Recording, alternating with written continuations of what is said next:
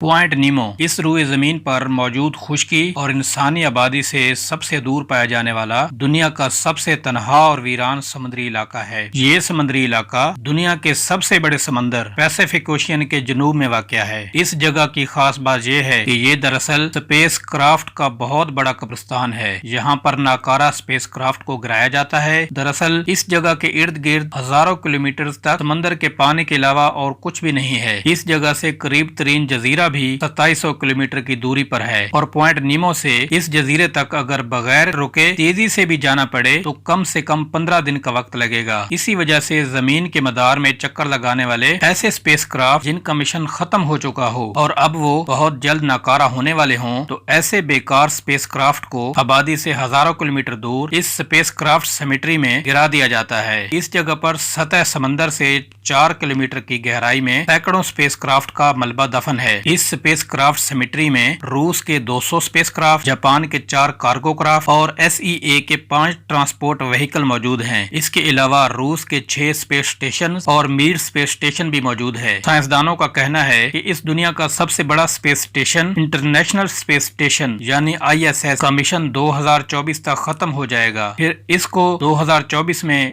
इसी जगह पर गिरा दिया जाएगा। जिस कंट्री का स्पेस क्राफ्ट इस इलाके में गिरने वाला होता है तो वो न्यूजीलैंड और चिली की मैरीन अथॉरिटीज को इतला दे देते हैं ताकि वो इस दौरानिये में पॉइंट नीमो की तरफ जाने वाले बहरी और हवाई जहाजों को रोक लें। जब भी किसी सैटेलाइट को स्पेस से गिराया जाता है तो वो एटमॉस्फेयर में आते ही हवा की रगड़ की वजह से जलना शुरू कर देती है और इस जगह तक आते आते ज्यादातर वो जल जाती है और उसके बाकी मांदा हिस्से छोटे छोटे टुकड़ों की शक्ल में हजारों किलोमीटर के दायरे में कहीं पर भी गिर सकते हैं। आज के लिए इतना ही दोस्तों, मिलते हैं नेक्स्ट वीडियो में। अगर आपको ये वीडियो अच्छी लगी हो तो वीडियो को लाइक कर दें और अगर आपने अभी तक मेरे चैनल को सब्सक्राइब नहीं किया तो चैनल को सब्सक्राइब भी कर दें। अभी के लिए इतना ही, मिलते हैं नेक्स्ट वीडियो में। बाय। और हाँ, एंड पे थैंक्स फॉर वॉचिंग।